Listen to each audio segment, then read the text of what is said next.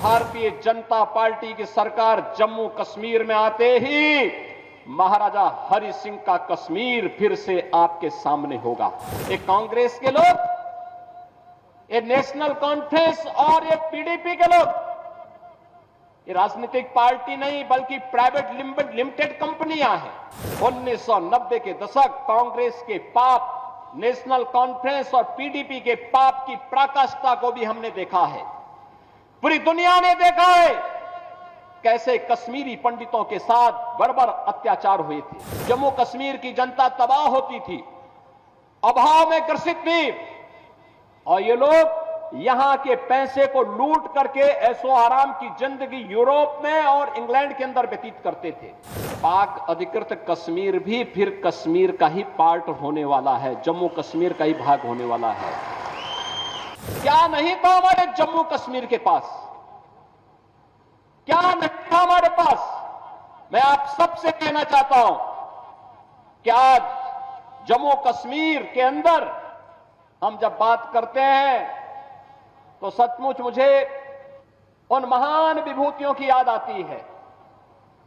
महाराजा हरि सिंह जिन्होंने पहचान दिलाई थी। महाराजा हरि सिंह का शासन केवल यहीं तक नहीं था, और याद करिए भारतीय जनता पार्टी की सरकार जम्मू कश्मीर में आते ही महाराजा हरि सिंह का कश्मीर फिर से आपके सामने होगा। काबुल तक का शासन महाराजा हरि सिंह के पास था।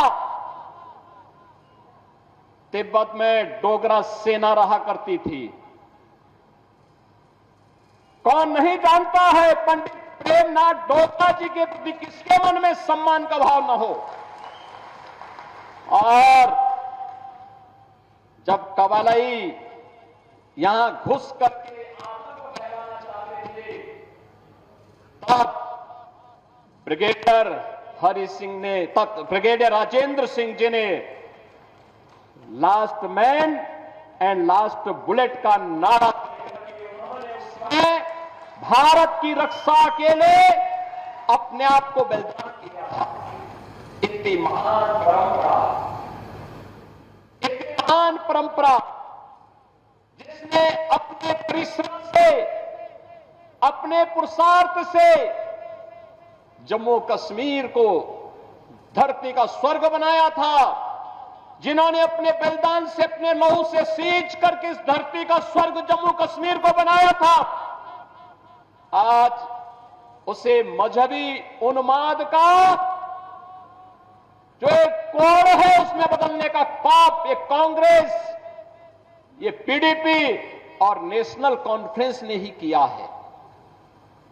ये पाप करने वाले लोग जो देश के साथ गद्दारी कर रहे थे, देश के संसाधनों का उपभोग कर रहे थे, उनको सबक सिखाने का चुनाव है ये जम्मू कश्मीर विधानसभा का चुनाव। और इसी के लिए आज मैं आपके पास आया हूं। बहनों और भाइयों, परिवर्तन किस रूप में होता है? याद करिए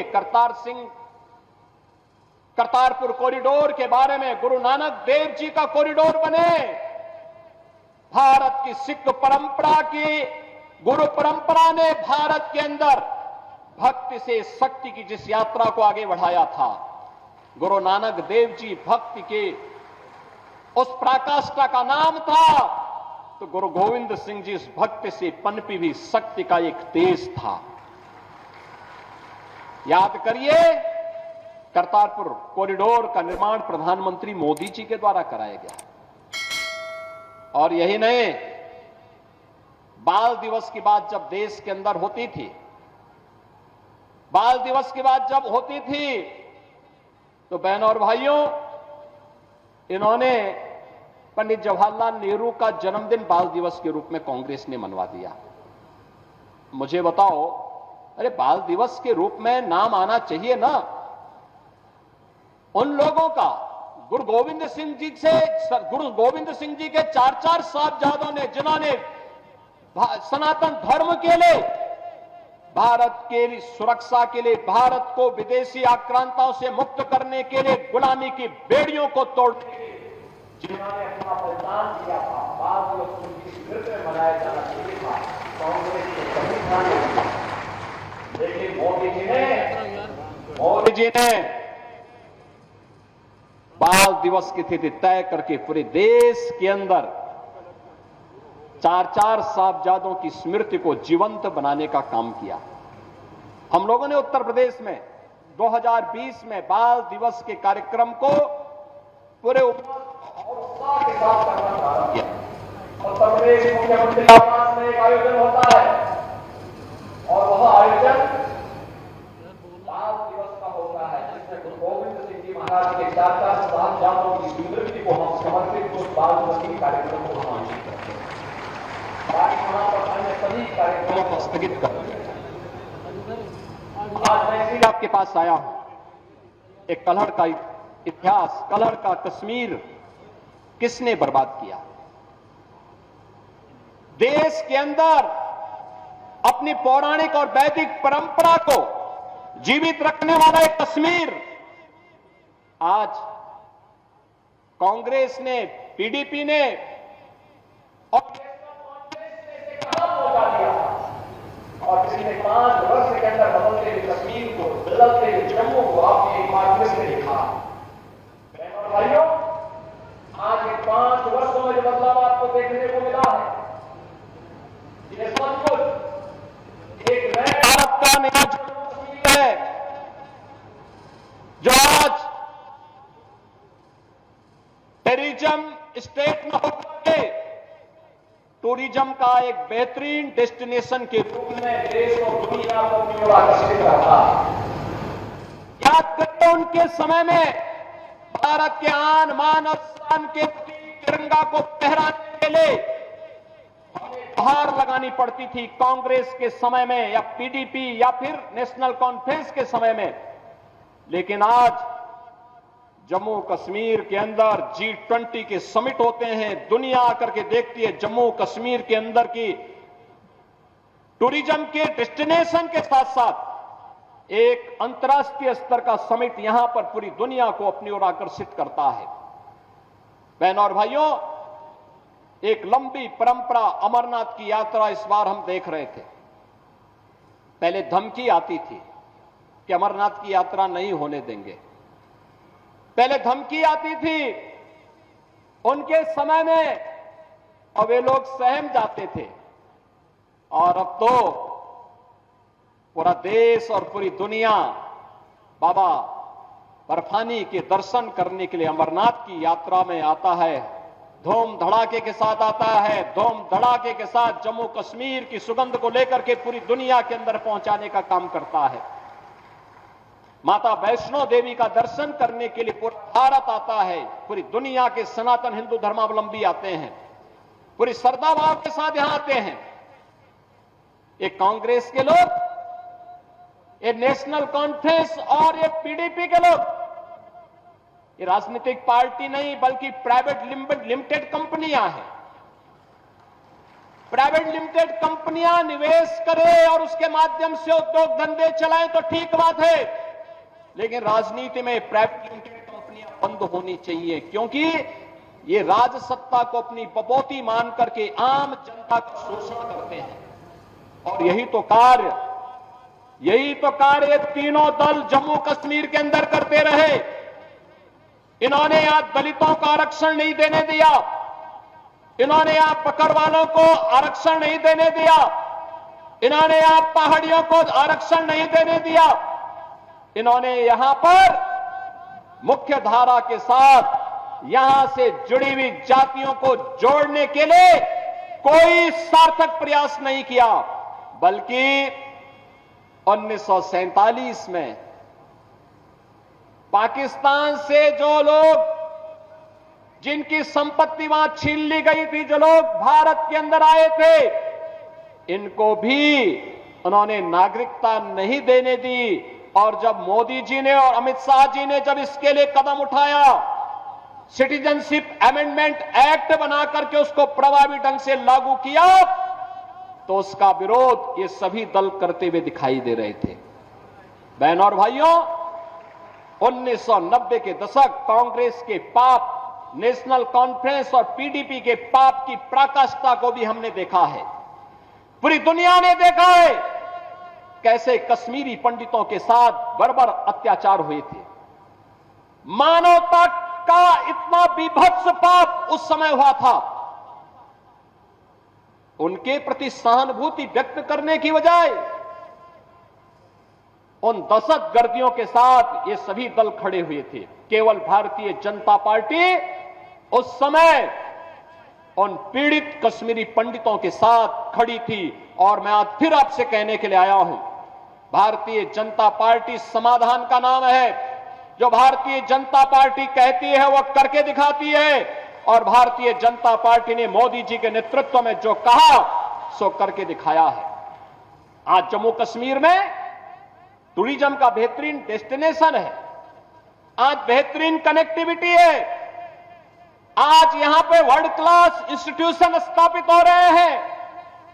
कहीं एम्स है, कहीं आईआईटी है, कहीं आईआईएम है, कहीं सेंट्रल यूनिवर्सिटी है, और यहां पे इन्वेस्टमेंट के लिए भी एक नई धरातल के रूप में, एक नई धरती के रूप में जम्मू कश्मीर यहां के रोजगार के साथ, स्वतः रोजगार के साथ जोड़ते हुए अब तो बिना भेदभाव के शासन की योजना का लाभ भी जम्मू कश्मीर के अंदर मिल रहा है।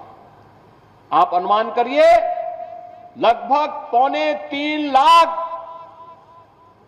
गरीबों को प्रधानमंत्री आवास योजना में एक एक आवास उपलब्ध हुआ है। पहले पैसा कहां जाता था? ये तीनों परिवार चट कर जाते थे, और फिर इसीलिए तो इनके साल भर में 8 महीने इनके इंग्लैंड में व्यतीत होते थे, यूरोप में घूमते थे लोग। जम्मू कश्मीर की जनता तबाह होती थी, अभाव में ग्रसित थी, और ये लोग यहां के पैसे को लूट करके ऐशो आराम की जिंदगी यूरोप में और इंग्लैंड के अंदर व्यतीत करते थे। बहनों और भाइयों, आज यहां पे फ्री में राशन का लाभ प्राप्त हो रहा है, आयुष्मान कार्ड की सुविधा उपलब्ध हो रही है, बेहतरीन कनेक्टिविटी के साथ हर घर नल की योजना को आगे बढ़ाने का कार्य हो रहा है। यहां पर जो अनेक कार्यक्रम हुए हैं, ये सभी आज नए जम्मू कश्मीर की स्थिति को आप सबके सामने प्रस्तुत करती है। और इसलिए बहनों और भाइयों, जब हम जम्मू कश्मीर की विधानसभा चुनाव की दृष्टि से आज यहां पर एकत्र हुए हैं, यहां पे 2 चरणों के चुनाव संपन्न हो चुके हैं, मैं आप सबसे इसी बारे में कहना चाहता हूं। याद रखना, जम्मू कश्मीर यहां पर चुनाव के माध्यम से दुनिया के अंदर जो संदेश गया है, जो ये लोग कभी राहुल गांधी के रूप में, कभी किसी अन्य रूप में जम्मू कश्मीर के बारे में, भारत के बारे में दुनिया के अंदर दुष्प्रचार करते थे, उसका जवाब जम्मू कश्मीर विधानसभा का चुनाव दे रहा है। भारी संख्या में मतदाताओं का मतदान के लिए उमड़ना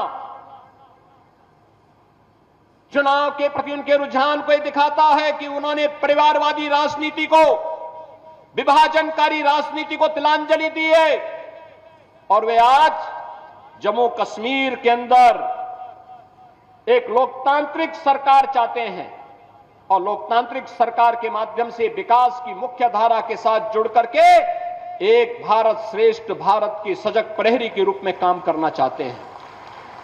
बहनों और भाइयों, शांतिपूर्ण तरीके से चुनाव और भारतीय जनता पार्टी की यहां पर वापसी, याद रखना, पाक अधिकृत कश्मीर भी फिर कश्मीर का ही पार्ट होने वाला है, जम्मू कश्मीर का ही भाग होने वाला है।